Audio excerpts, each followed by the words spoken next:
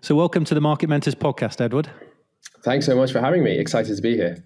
Absolute pleasure. So you speak to a lot of B2B marketing leaders through the podcast you host. How do you think the job of a marketing leader is evolving? Yeah, it's changed a lot over time, and I think it's really challenging to be a good marketing leader today. I think how it's changed, one thing that I'm seeing is this shift towards a leader who serves. So we hear about servant leadership, and a lot of great marketing leaders, particularly in the B2B SaaS space, speak about this, and they approach leadership from that perspective, that it's not about me. I'm just here to serve the team, to help the team figure things out, be a mentor, help get things pushed through. Kyle Lacey, for example, the CMO at Lessonly, he speaks a lot about this, and even on his LinkedIn, he says that I serve the marketing team at Lessonly. That's his LinkedIn headline. It's not I'm the CMO, so it's really about the team and others. So I think that is one thing that has changed over time, and you see a lot of marketing leaders speak about. And I think the other piece is being more aware of where are you leading me to. That is what leadership is about. It's about leading people somewhere. So as a leader and as a marketing leader, you need to clarify that vision of where we're going as a company, but also where are we going as a marketing team. Because I think it's very hard to do marketing without having that understanding. And the CMO, whether you're the CMO or whether you're a VP, or even if you're not, if you can help clarify the vision and help show people this is where we need to go, this is where our content needs to go, this is where our product marketing needs to go, helping people understand where you're leading them to is a super, super important part of being that marketing leader. But then I think as well, coming back to a CMO and someone who is leading the overall marketing team, it's also about effecting change and being a change agent and making sure that the right things are happening in the marketing team and that progress is really happening and things are moving in the right direction. So we can kind of unpack this and dig into it a bit more. But I think on a higher level, these are some of the things I'm seeing in terms of the evolution of a marketing leader. And I think that storytelling is so important, not within the sort of marketing sphere, but like you said, within the team itself. Because if you can start to tell a great story, you're much more likely to get people to follow you, really. What about sort of from, what I'm seeing is obviously marketing's role becoming a lot more involved in revenue generation then. Are you seeing the same thing then? Is that sort of impacting then marketing as a whole and its influence within businesses? Yeah, absolutely. I think that there's a shift between what marketers are talking about and the narrative around marketing teams within an organization, going from even a support function to a strategic revenue driver. A lot of marketing teams are now measuring success in terms of qualified pipeline and revenue, and particularly in a self-serve B2B SaaS business, you can actually tie revenue directly back to marketing. In sales assisted funnels, it's about tying pipeline back to marketing and showing the impact on what you're doing. So there's definitely a shift there in terms of what marketers look at and the importance of marketing, that you don't just generate leads, you're actually generating revenue, and that helps have marketing have a seat at the table and show that we're driving this business forward, we're impacting the most important numbers at the end of the day. And I think as well for marketing, it's a discipline that's on the front line. So you're sort of out there in the field, you're the ones building awareness and going out into the market and communicating the problem that your industry or your space has and how you as a company are helping solve that. So it kind of comes back to storytelling, like you just mentioned there. So yeah, for sure, that is definitely something marketing is talking much more about, which is a great change from how it was 5-10 years ago even. Yeah. And I think maybe the next step then is, if it's easier to link sort of output to revenue generated, then it must be easier to link pay. You look at salespeople and how they're compensated. They're compensated on sort of closing deals and stuff like that. Is it maybe more time, or are we now at the time where marketeers need to be remunerated in that sort of way as well? Because it is easier to do. Could be, yeah. I mean, I don't know too many marketers or marketing teams who would have that sort of comp system in place. Often there are bonus structures and bonus systems in place tied to marketing KPIs like trials or product qualified leads or opportunities. But it could be interesting to experiment with that sort of compensation model as well if marketing is driving revenue.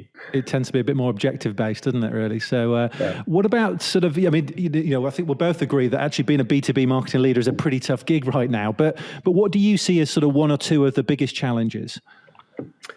Yeah, for sure. And I think people often speak about the CMO as a position having the shortest tenure in the C-suite, and it's probably because it is tough to be a marketing leader, and I think there are a few reasons why. So one, marketing today is such a broad discipline.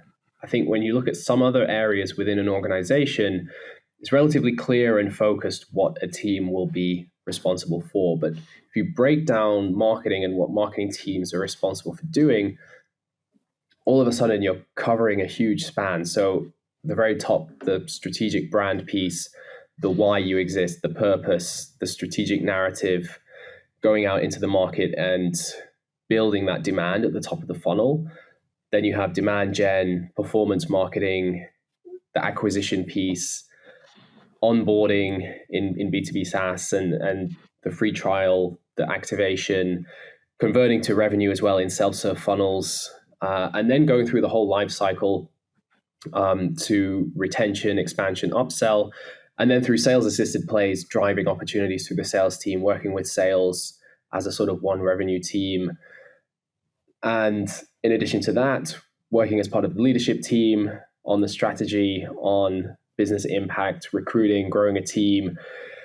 I mean, in Supermetrics, we have one marketing department, but we have about 8 or 9 sub teams just because the area is so broad, like brand marketing, demand gen, product marketing, customer experience, marketing ops, website and MarTech, analytics and data, growth marketing. So it's just such a broad discipline, which makes it very hard to lead a department that is covering so many different points.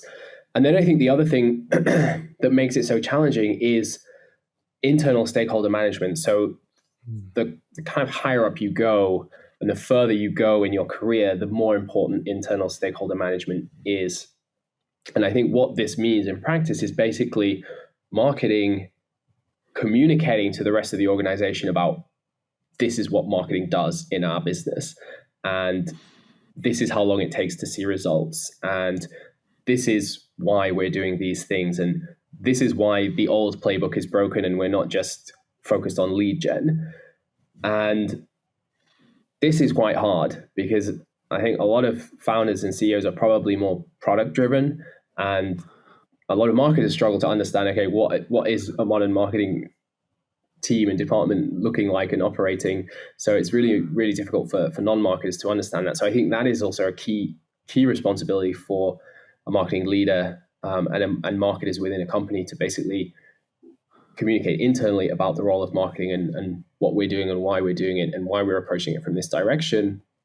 And then the other thing is that it's also a long game. So I think marketing is a long game, and other people see it as maybe a bit of a short game or expecting quick wins or instant results, which is not really how marketing works, and it's not something you should expect. And I think a lot of things you do now are going to pay you back 6 months, 1 year, 2 years down the line.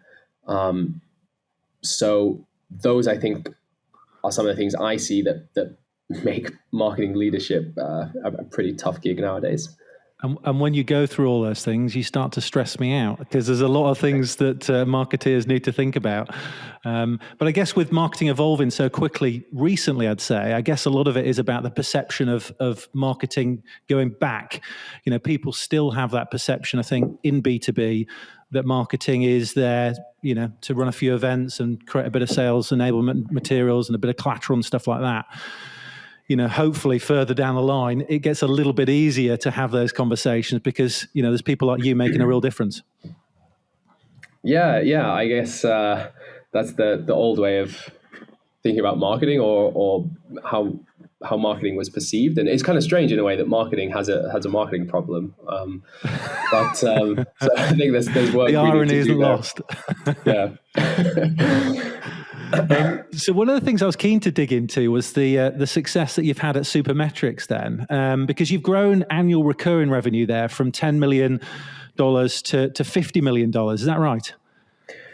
Yeah, so we're getting close to 50 million USD. We do our accounting in euros, so it's a bit dependent on the exchange rate. We might have passed it already, but now the situation has changed slightly. But we're pretty close. So that has been over a 3-year period as well. So there's been a lot happening in the 3 years I've been here. When I joined January 2019, and there's a huge amount that's been happening across all aspects, of course, and internally within Supermetrics, and then external factors which have helped speed things up as well.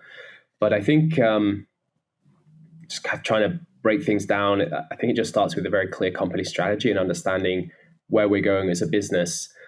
And I think in particular, marketing needs a clear company strategy, because it's very difficult to do marketing without understanding where you're going as a company and why you're going in that direction.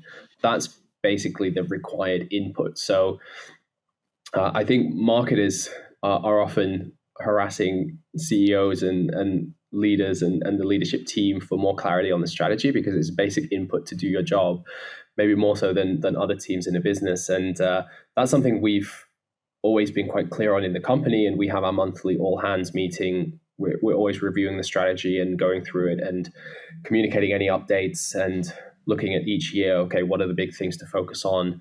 What are the big changes in the market, and what are the big product plays we're making? Because we're a product-led company, and our CEO and founder basically built a product to solve his own pain point, which was moving marketing data into a Excel spreadsheet to analyze that and centralize it. And it's just sort of evolved from there. Wow. So for us in marketing, it's then about, okay, how do we take the company strategy and make a marketing plan that is going to support that, understanding the business dynamics of the space we're in, and kind of adapting everything we do in marketing for that situation. So a lot of people, they ask me, like, what are the tactics and channels that are working for you? And I'm like, I can tell you, but I can also tell you that probably means they might not work for you, because we've approached this from a strategic perspective, looking at how our business works and where we see growth and what are unique things to the environment we work in and the distribution channels we have tied to our product and so forth. So there's been a lot kind of happening there from that perspective. And I think what's been interesting is that what has got us here is not what is going to get us to where we need to go next. So constantly questioning what we're doing and questioning, is this going to work going forward? Like, what are the things we need to do? So we've been very product led. We've been focused on a lot of high intent traffic and aligning our marketing with a lot of middle and bottom of funnel content. But one thing we need to do more of, which we have done in the past but haven't done enough, is getting higher up the funnel and speaking about the challenges and the dynamics of this space going forward, and what are the challenges with marketing and data, and where have we gone wrong with data, and what do we need to fix, and speaking on this level. So what got us from 10 to 50 won't get us from 50 to 100. So kind of just coming back and questioning everything we do and figuring out the plans for next year. It looks very different to how it has done in the last 3 years, which I guess is a good thing. So it's been quite the ride, and a lot of hard work, a lot of head scratching, a lot of tough times, but also a lot of good results, and it's exciting to be part of that growth phase and to see the company scale. It's been a very cool experience so far. Awesome. And when you talk about the product, then, are you guys creating your own category then, or if people aren't using your solution, are they using Excel spreadsheets as you said, or are they using competitors? Yeah, so the category creation play is something some SaaS companies have used quite successfully. Um, we've discussed it, but I think it's something that has already existed and isn't something we've necessarily pushed for. There are other competitors out there doing what we do. There are other ways to do what we enable. So sort of indirect competition. I think what's interesting though for us is understanding where we see this space going and what opportunities do we have there. So while I'd probably say category creation is sort of not something anyone has really done in our space, it's kind of also something in the back of our mind in terms of, okay, where are we going? And what does the future actually look like? And at 10 million ARR, then how was the marketing org structured, and how's that sort of evolved to as you sort of close in on 50 million then? Yeah, so when we were 10 million ARR, I pretty much started just before then, a little bit before we hit that milestone. There were basically four of us in the marketing team. So there was one person running all our performance marketing and paid campaigns. There was another colleague who was doing our product marketing, and then myself, who was doing a lot of basic inbound acquisition, and then we had another person as well who was kind of leading our overall marketing and business development function, because we also had we have a strong affiliate marketing program. So that was under marketing, and then we brought in a channel partner program as well later on. So it was pretty much all hands on deck, everybody doing everything, and people doing 5 people's jobs, and so just really prioritizing actions. And I think that also framed the strategy and the tactics we used as well, because it was also down to the resources we had. So that has changed over time, and we've brought more people in to basically take ownership of different areas. And we grew to around, I think we were about 10 to 15 people earlier this year, or probably just over 10 people earlier this year. And then one big hire we made was a CMO. So we knew to get where we wanted to go, we need someone who can really take us to the next level and has seen this before and knows what a big team looked like, because a lot of us didn't really know what we didn't know, because we'd just been used to working in smaller startup environments. And so we hired Groupon's former global CMO, who was running a marketing team, which was basically bigger than the entire Supermetrics company. And then with her, we've been figuring out, okay, what is the platform we need to get from 50 to 100, and what are the areas we need to cover? And so now, instead of having one person covering multiple teams, we have multiple people running and working in those areas. And we're kind of building that up at the moment. So my focus has now turned to demand gen. So what happens when you scale as a marketer is that you become more focused in your role, and you kind of give away all those hats that you were wearing, you give them away, which is great. So I've been able to give away the content marketing hat and the product marketing hat and many other hats. And so now we can focus on demand gen specifically, and going out, generating demand for Supermetrics within our core ICPs.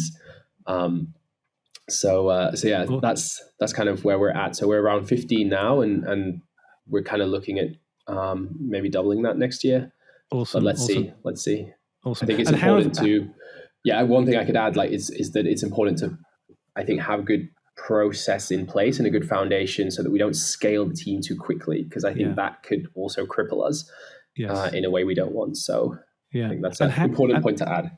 No, indeed. And how have you found that then? Because I guess you've gone from a role where you're, okay, there's some strategy, but a lot of the stuff is you're actually getting stuff out the door, really, to being in a more of a sort of leadership role where you're sort of taking a more strategic approach to things, and maybe you've got a team underneath you that sort of help deliver stuff. How have you sort of found that transition? Yeah, I think we've always been quite strategic. And I think we've always been very, very operational and good at getting stuff done and finding ways to get the right things done in a pretty efficient manner.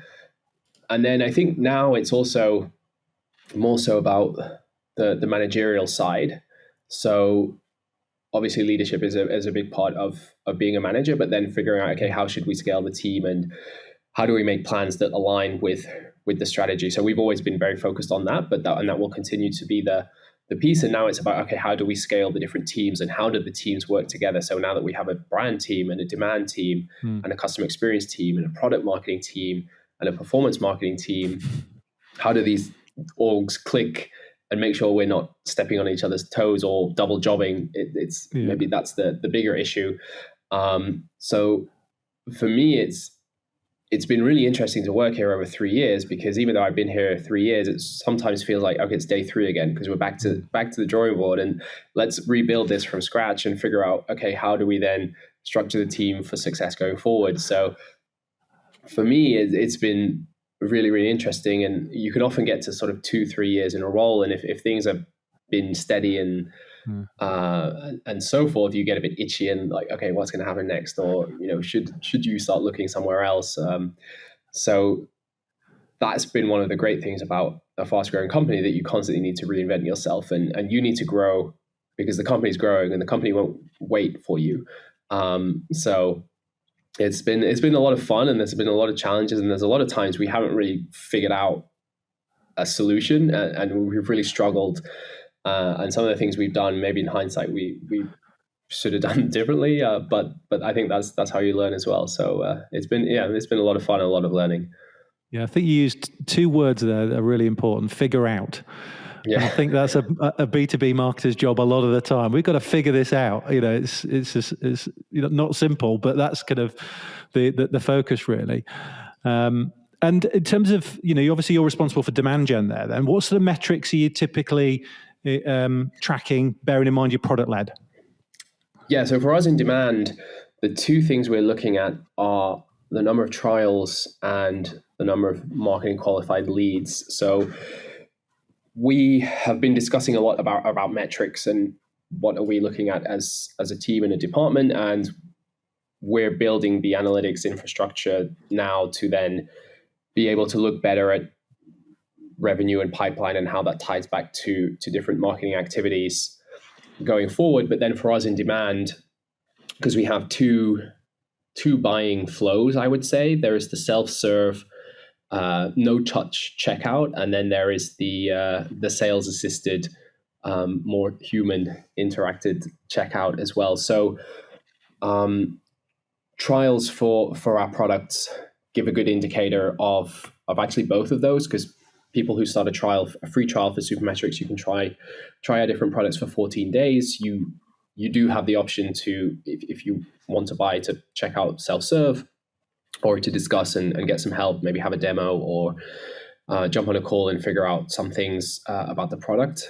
So we also look at marketing qualified leads, and by marketing qualified lead, we don't just mean someone who has attended a webinar or someone who has signed up for an email, or what we haven't created any gated PDF ebooks, but if we had, and someone downloaded that, they wouldn't be classified as MQL because there's no obvious buying intent. So for us, MQL is a direct contact request to the sales team through the website, or a book a demo request through the website.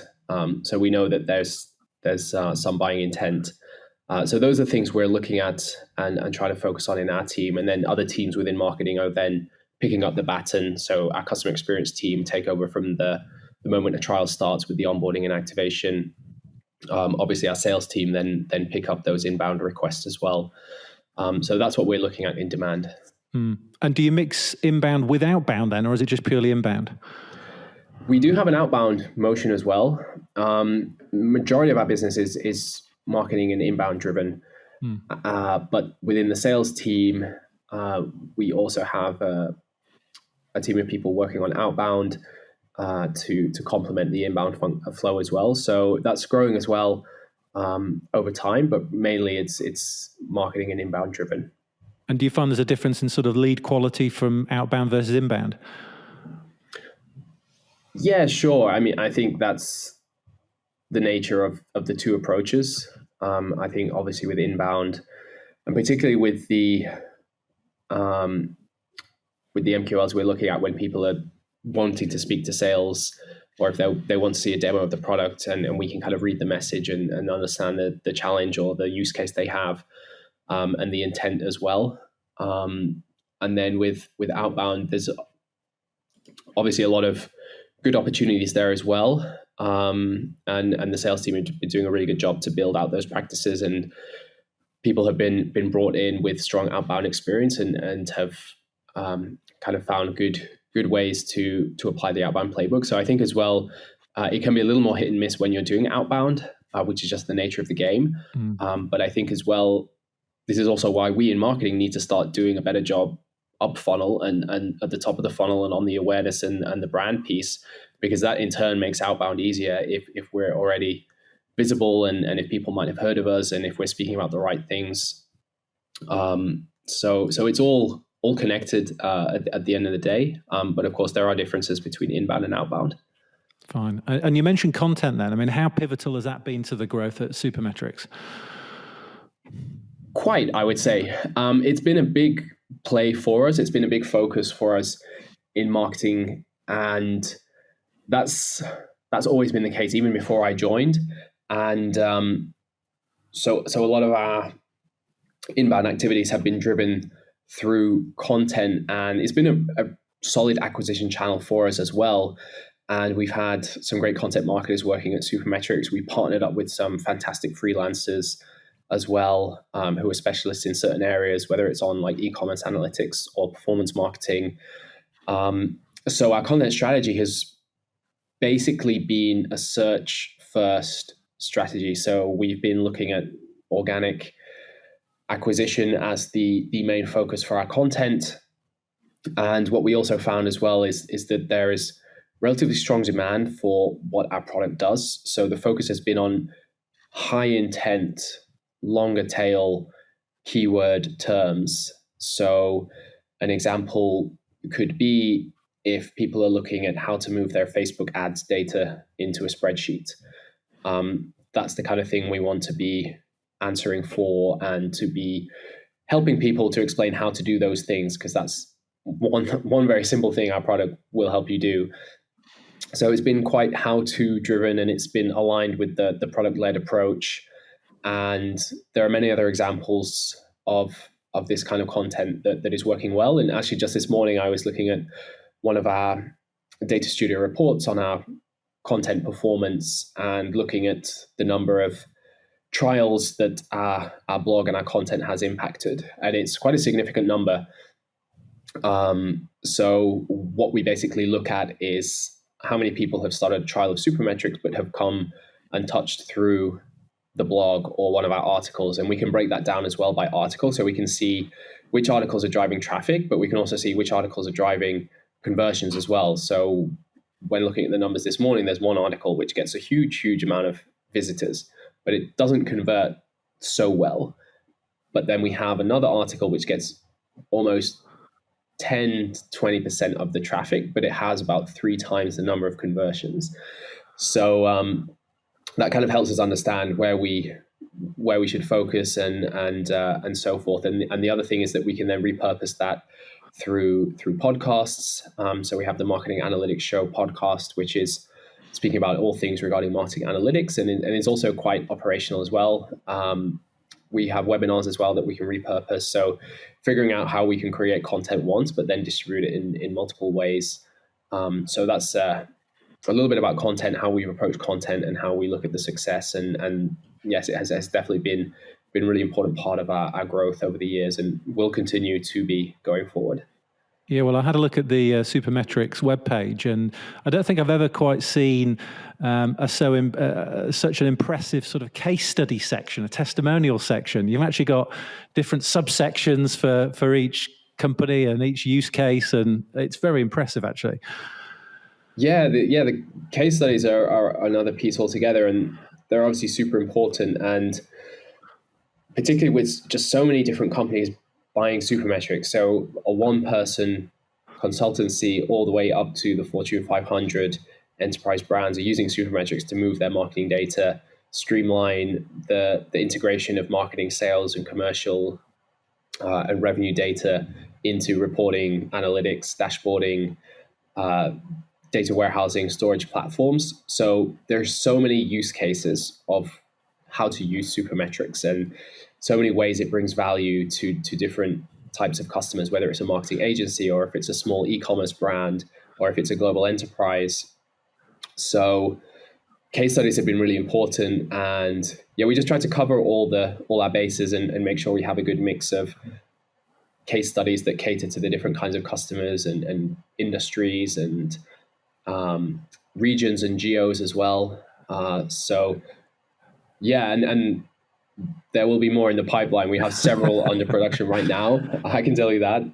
So they're great, and it's just such an important part of the buying process, and for people to understand how you can use products and what other companies have achieved using your product. And for us as well, as we grow, we're becoming more sales driven. So when I joined Supermetrics, there was just 3 sales team members. There were actually more of us in marketing than sales. And the first salesperson had been hired about 6 months before I joined. So we got to 5 million annual recurring revenue without a single salesperson. Wow. Which was pretty cool. And now though, as the sales team is growing and our sales team are focusing on specific regions and structuring that way and focusing on different verticals, we then speak with them and try to get a feel for, okay, what could be like really good in terms of case studies, and making sure we can cover case studies from the right places. So yeah, we're big on case studies. Oh, check it out. If nobody's seen it yet, I recommend going to check it out. There's definitely a lot to look at there. On the subject of content then, I mean, you're obviously talking to a lot of marketeers through the podcast that you run. What other interesting content plays are you seeing out there? Because it's obviously getting, harder to sort of cut through the noise these days. Yeah. So from the podcast I host, I've chatted with a lot of content marketers, and I think a few things I'm seeing now is just on repurposing. So I spoke about, we might run a webinar, which we then repurpose as a blog post, and then have the person come and do an interview with Anna, who hosts our Marketing Analytics Show podcast, and just try to get more out of the content and adapt it for those different channels. And other companies are doing the same, and the same thing on social as well. So repurposing across different social platforms. And I think that's also one big change that I'm seeing around content, is that brand and content teams are taking more time to create content for organic social, and curating content that is optimized for those platforms. I think particularly in B2B SaaS and MarTech. So we're in the marketing to marketer space, which is kind of meta and kind of cool as well when you have the opportunity to do that. Is that you're seeing teams focus more on LinkedIn in particular, and building around the people, actually, not the company account. So building content around the employees or the subject matter experts or the evangelists within the company, and using that as a way to distribute your content and your story. So those, I think, are a few things that I'm seeing around content. And I think in general, just the bar is getting higher. Like there's so much content out there. A lot of it is not that great, but a lot of it is really, really good. So I think as a marketer, you always need to be educating and adding value and informing and helping. And to do that with content, it's a great way, but you just need to make sure the quality is high enough. Yeah, marketers often speak about quality versus quantity in content, and it's not about quality versus quantity. You need a good amount of content, but it needs to be really good as well. So, yeah, on your first point, I'm thinking of sort of Chris Walker, Dave Gerhardt. They sort of follow that kind of play, don't they, really? You look at the sort of work that Chris Walker does specifically through, organic and LinkedIn. He talks about doing that for, a good 12 months before he starts to see traction. And most of the sort of stuff comes through there for those guys at Refine Labs. Exactly. So you can kind of see that those are great examples of both those points in practice, that content is created once, but it's then distributed across multiple channels, whether it's through organic LinkedIn or the podcast they have or the actual live sessions they have. So it's the same thing with Dave Gerhardt's marketing group, that you see content and social and community all coming together. And I think that's where content is going as well. So the sort of the standalone blog will always be there. And I think if search is a important part of your acquisition channels, then that will always be something you need to work on. But yeah, content, community, and social is a big shift right now. Yeah. So, I mean, you've been on a journey at sort of Supermetrics then. If we're talking, or if we've got marketeers listening to this who are perhaps at sort of marketing manager level, maybe sort of marketing executive level, who want to become the next head of demand gen, head of content, VP, CMO, whatever it might be, what do you think they should be practically doing right now then to position themselves for those kind of jobs? Yeah, actually, this is interesting because my manager at CMO at Supermetrics said this to me last week in my one-to-one, and she was saying, be the job you want, or basically do the job that you want to do and don't do the job that you currently have, because that's how you progress and move forward. So if you're at a marketing manager level and you want to move to a marketing director level, understand, okay, what is it that I need to do to make that move? And if that's not clear, what you can do is basically draft your own suggestion and even share that with your manager and say, hey, these are the things I kind of think a director level should be doing. What do you think? Get some feedback and then clarify that, and then just start working on moving towards doing that job, basically. And then it's much easier to come back like in 6 months' time and say, hey, we spoke about these things that I should be doing. Here are some examples. Here are the results. Here are the numbers. What do you think? And you put yourself in a very good position to have quite a constructive discussion in terms of your own role, comp, everything that goes with it. So I think just being quite proactive in your own career is one starting point. And I think in particular, coming back to what we spoke about at the start about what does a marketing leader look like today, I think that means becoming a business owner.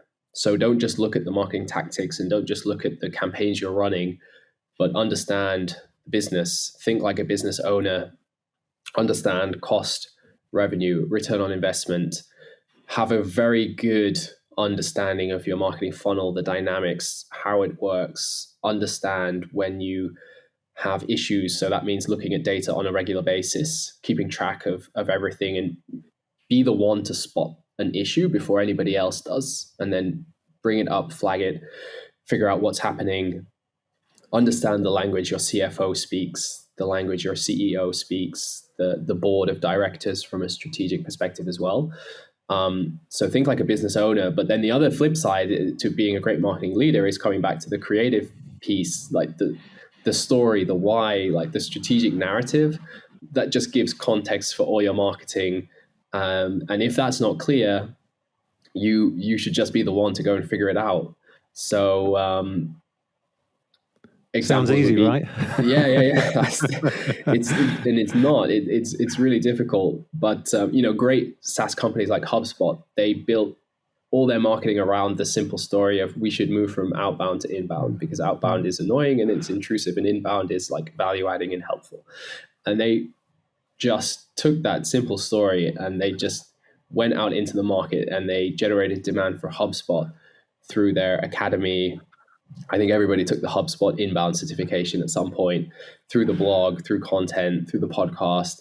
Salesforce did it with no software, which Drift basically just replicated with the whole no forms. Yeah.